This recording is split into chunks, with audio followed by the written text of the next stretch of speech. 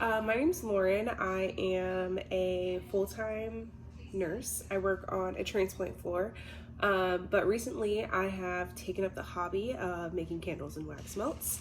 I started about a month and a half ago, so definitely still new to the process, but I have learned tons of things so far.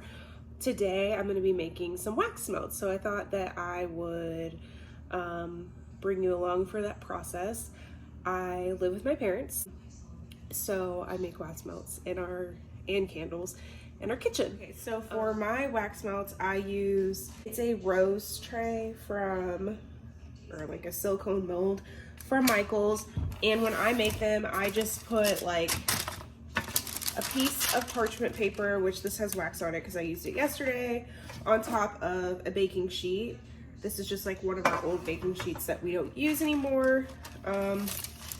So I just like pop them on there. And I found personally for my kitchen that for some reason when I am cooling like my wax melts and my candles, whenever I put them on the baking sheet instead of just directly on the counter, they cool a lot better.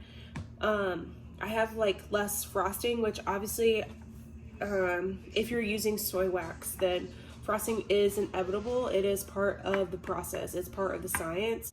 So some of the things that you're going to need to make wax melts besides the molds are you're going to need some type of fragrance oil. This is Egyptian amber from Candle Science. Oh my word, I can't think. That's night shift brain for you. Some type of candy thermometer. I have just been using the one that I got in my Candle Science Pro candle making kit. I got that a few months back when I first started making candles just to see if I liked it or not. You're gonna need a pouring pitcher. This is my small one. I just use a small one when I make wax melts because I'm not making that many. This just had a sample of fragrance oil that I'm gonna make too. Another thing that is a must-have when making candles is some type of digital scale. I just got this one from Amazon. The other thing, of course, you're gonna need is wax. I use this TW30 from California Candle Supply for my wax melts. I use a different wax for candles. This wax is made only for wax melts, not container candles. So if you want to make container candles, then you have to pick something else. And as you can see, this comes in like a giant block, so you have to break it up to use it. And to do that, I just use one of these like putty knives. I'm just gonna go ahead and I'm going to measure out some wax. So the first thing you want to do with your scale is just go ahead, turn it on, and then you're gonna pop your pour pitcher on there and then tare it so that it's 0. For the wax melts that I'm making, 1 tray equals 15 melts. I'm just making 1 tray. And that's 237 grams of wax. After that, you have to figure out how much wax and fragrance oil you need. This specific wax can take up to 18% fragrance oil. Yesterday when I made this, and those are the numbers I'm using, which is from yesterday, I used 11% fragrance. Depending on what kind of wax you use, that will determine how much fragrance oil you can put into your wax. So I also use 464. That wax only has a max of 12% fragrance oil, whereas this TW30 has a max of 18%. And then after that, it's really just testing to decide how much fragrance oil you need to use in order to get the hot throw that you want.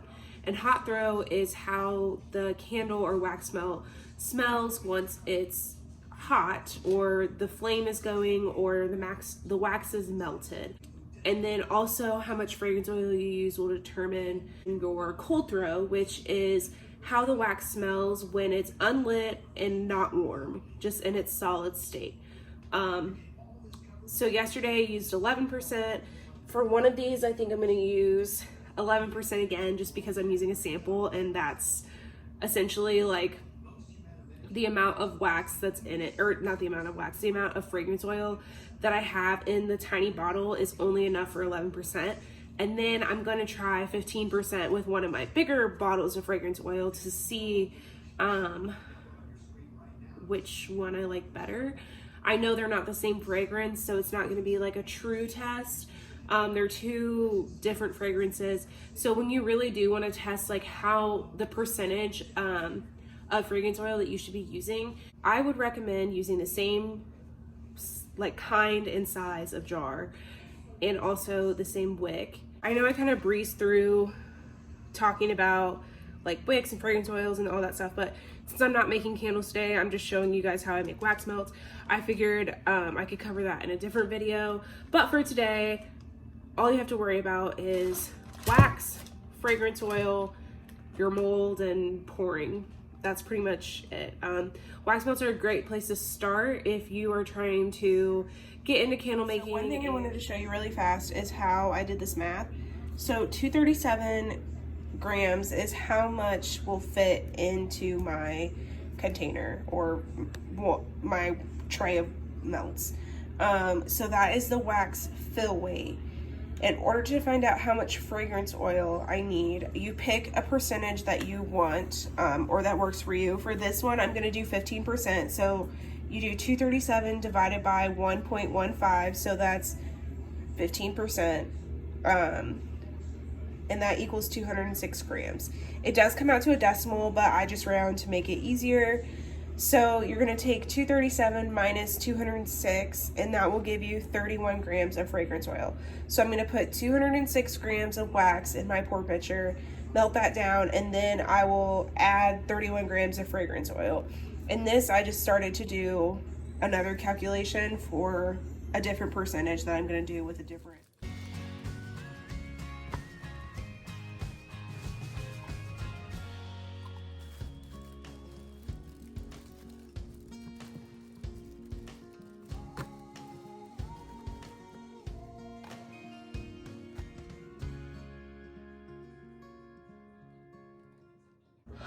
So I'm at 239, so I'm just gonna find like one of these smaller pieces and take it out and see what happens. It's always fun to get, once you get like really close, then it's honestly just like finding the small pieces that broke off, tossing them in, taking them out. So it's at 237.8. I'm not gonna freak out over 1 extra gram. I'm just gonna let it be. When I have like my flaked wax, like 464 when I'm making candles, those come in flake form. So it's a lot easier for me personally to measure out like exact numbers with the flake wax because they're in flakes instead of you chopping it up. So I'm just gonna take this over to my double boiler and I'm gonna go ahead and melt that down. So now my pot is on the stove, and this is what you call a double boiler. Similar if you've ever made chocolate or anything like that. This just has like water, and it's pretty much just filled up to like this much, and I just turned this on, so it's not very hot yet. So you fill the pot about 1/3 of the way full, and then you just put your pour pitcher in there, and then the wax will melt down. And I'm gonna pop my thermometer in here, and I'm gonna heat my wax to 180 degrees. That is the manufacturer's instructions for my wax. If you are making tarts or melts or candles, you need to look at your own wax's manufacturer instructions. Some waxes you're not supposed to heat past a certain temperature. Like this wax cannot be heated past 200 degrees. So I'll just pop my thermometer in there, stir it occasionally, and let that melt down. While that's melting, I am just gonna go ahead and measure out my wax. This can get kind of messy. For some reason, these things hate being poured, so I'm gonna use 2 hands and like just pick up a cup and pour it, because if I pour it like this, it never fails that a bunch of fragrance oil will be all over my counter. So that is 37.3, close enough for me. Yeah, some people are probably a lot more specific, but these are testers anyway, so I'm not gonna freak out about it. Plus, I put like a little bit of extra wax in my container anyways. So one of the most important things when creating candles is to take tons and tons of notes. That way that you can get the same candle every time, especially if you are trying to sell them, or even if you're just making them for people. Like, you want to make sure that you are giving away the best candle that you can possibly make. So one thing that I came across was this candle maker's logbook, and it comes with tons of sheets.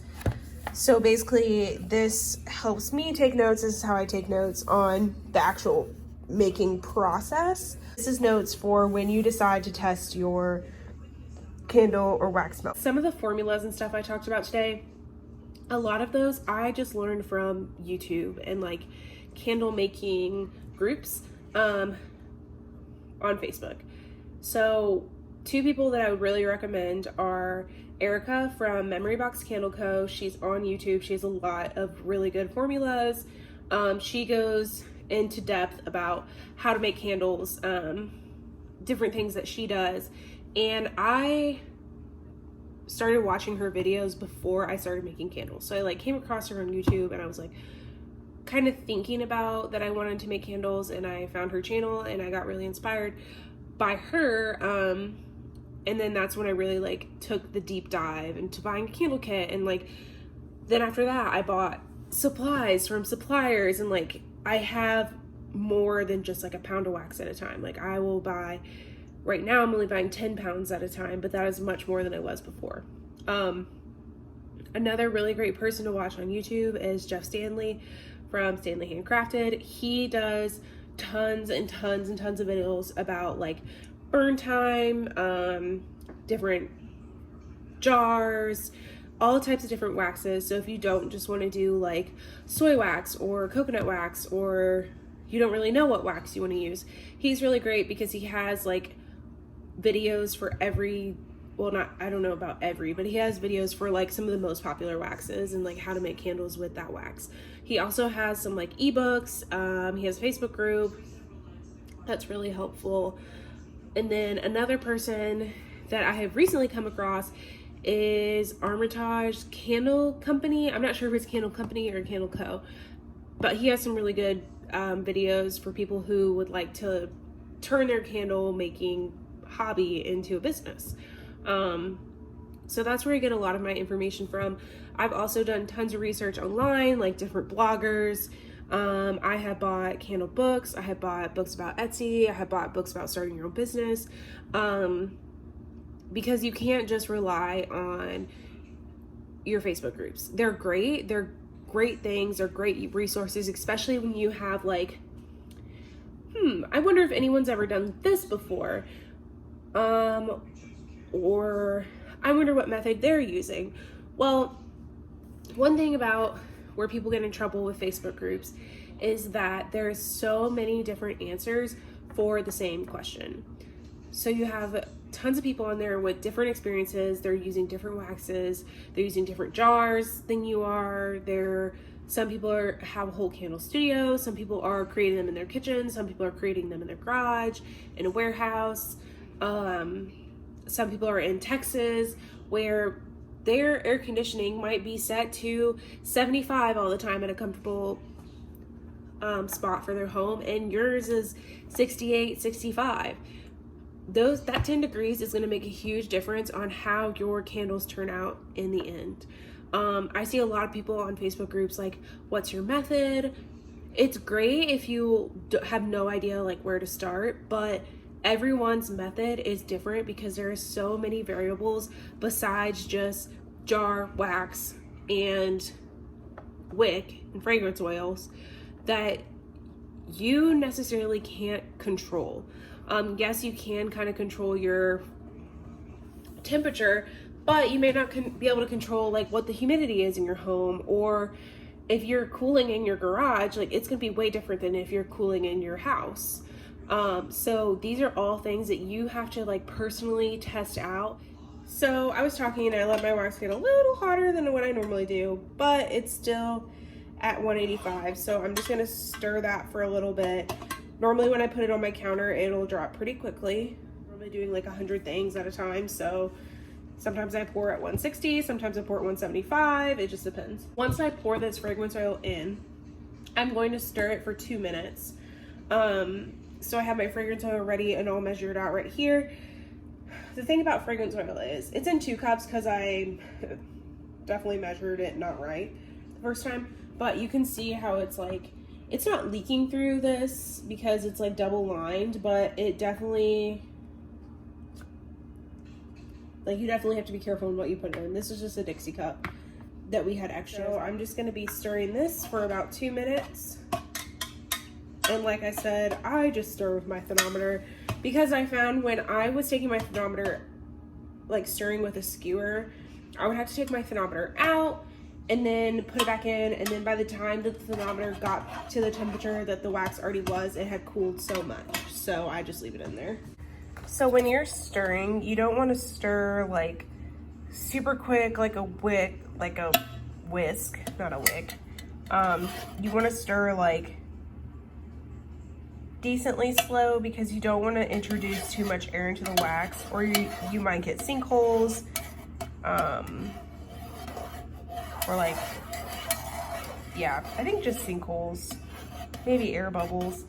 But I use black jars, so I can't really ever see like if the sides of my jar are weird.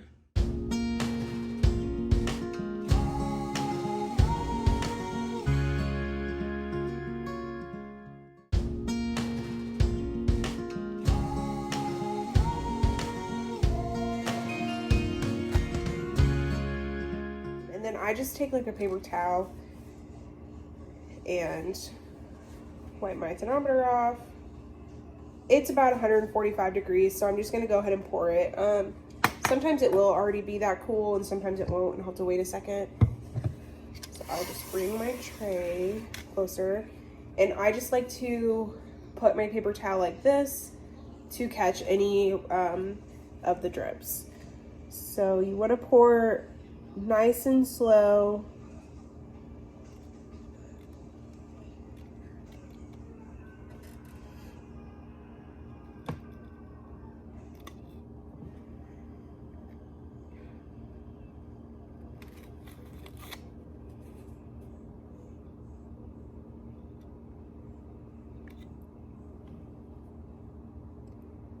Some days are better than others. Some days I keep this like the mold really clean and I don't drip all over it.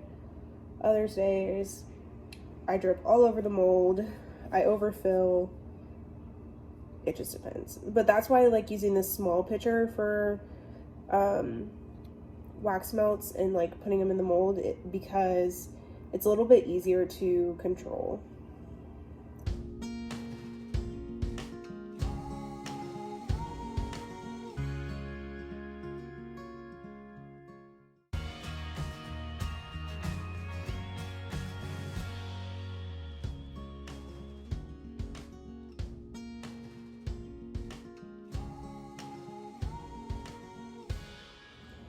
And then I have a little bit extra, and I don't fill them all the way up the first time around. I always leave like a little bit of room to make sure that all of them at least get like the majority of the way filled. And then I just go back through and fill them all the way up to the top.